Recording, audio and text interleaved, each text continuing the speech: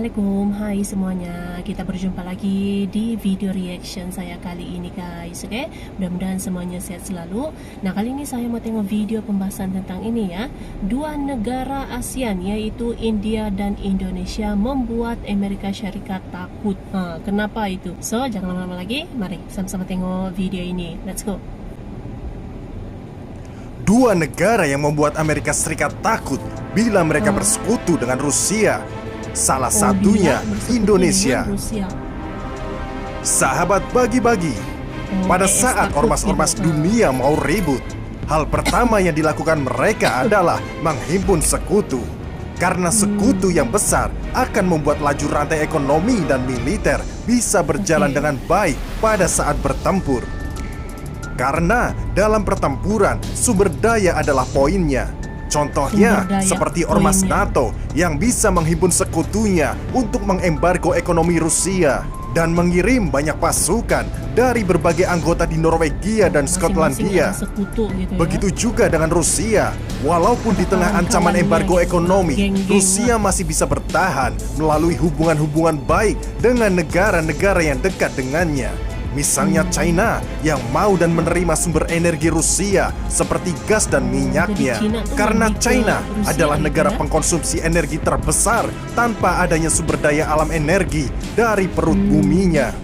China menyambut dengan tangan terbuka ekspor gas dan minyak Rusia dengan harga yang lebih murah daripada Uni Emirat Arab pada saat ini.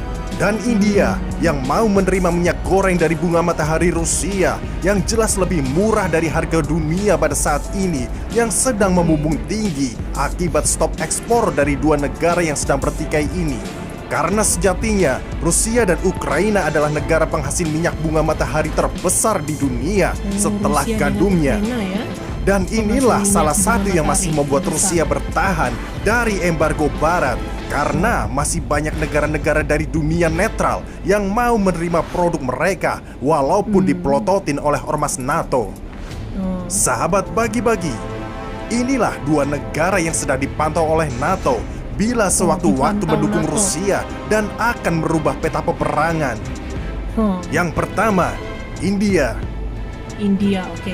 Pertama India adalah negara yang berada di wilayah Asia Selatan yang memiliki luas total 3,28 juta kilometer persegi dan memiliki jumlah penduduk sekitar 1,3 miliar jiwa, nomor 2 setelah Tiongkok. Data ini diambil pada tahun 2020.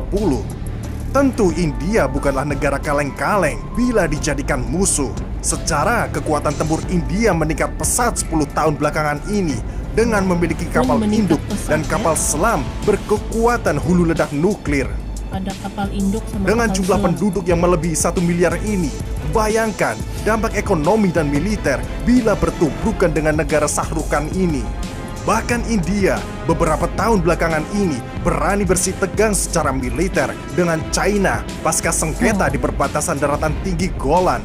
Siapa sih di Asia yang berani menantang China sekarang? Cuma India. Dahulu, India adalah negara netral pasca merdeka dari Inggris. Tetapi sejak melesatnya Tiongkok menjadi negara raksasa, India dibentuk oleh Barat untuk menjadi negara penyeimbang kawasan agar Tiongkok sedikit hati-hati dalam bertindak. Karena kalau bertempur dengan India, cukup akan menguras cadangan militer dan energinya. Maka Barat dapat dengan santainya menyelesaikan China sambil menyanyikan Caya. Tetapi kedekatan India dengan Rusia membuat blok Barat pelongo-pelongo sejak Rusia bekerja sama dalam teknologi rudal BrahMos dan pemasok minyak goreng sunflowernya Rusia. Kedekatan itu mengagetkan Barat, apalagi pasca abstennya sikap India terhadap konflik Ukraina. Sikap Barat pun langsung simpulnya dan tunjuk langsung India telah membelot. Maka Barat akhirnya membuat isu yang berbeda seperti isu Laut Cina Selatan. Konflik Laut Cina Selatan sengaja dipelihara oleh Barat untuk memposisikan China sebagai bahaya yang harus diwaspadai bersama. Demi membangun opini ini, Barat pun menyiapkan kapal-kapal tempurnya untuk mendukung negara-negara yang berkonflik dengan China di Laut Cina Selatan. Dan karena strategi dengan sandi one ship one enemy ini, Banyak One negara-negara di ship, one Asia, enemy. khususnya yang memiliki zona Laut Cina Selatan, mau tidak mau akan bersama NATO. Karena analoginya, mereka memiliki masalah yang sama, yaitu China. Ini adalah teori satu kepentingan. Musuh dari musuhmu adalah kawanmu.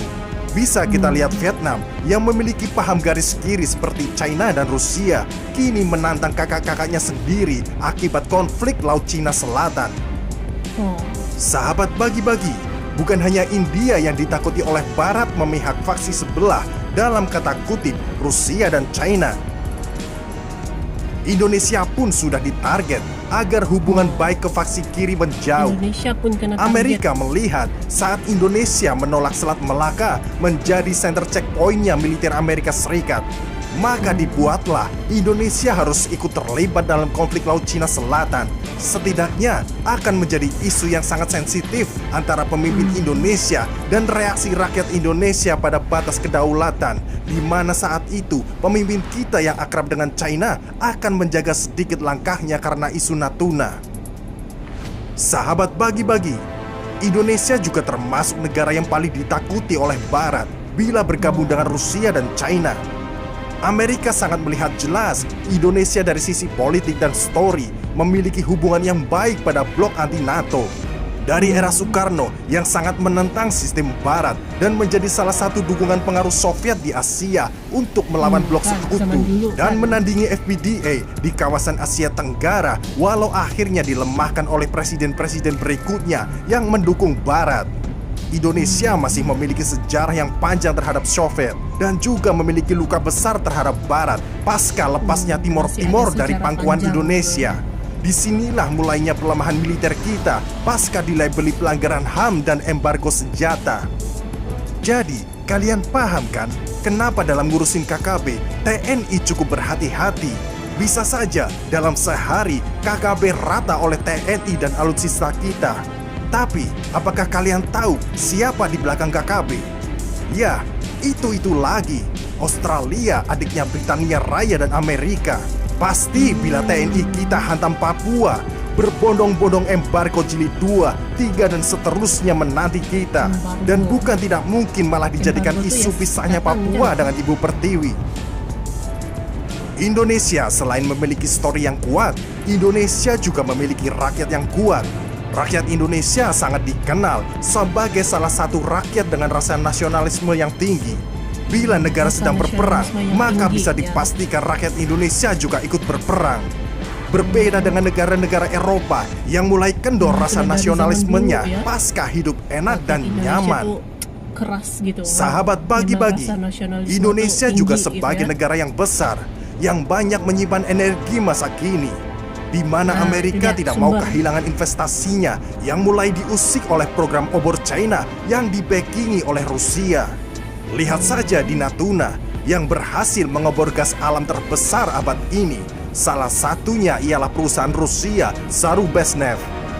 Maka pada era 2021, Barat makin santun ke Indonesia, di mana banyak kunjungan militer Amerika Serikat berkunjung dan banyak membuka diplomasi ekonomi dan pertahanan baru, seperti diizinkannya belanja Rafale dan digaungkannya Indonesia sebagai pemimpin G20. Indonesia kini dianggap negara kuat yang tersembunyi. Kita belum besar karena memang belum ikut bermain saja pada kepentingan dunia.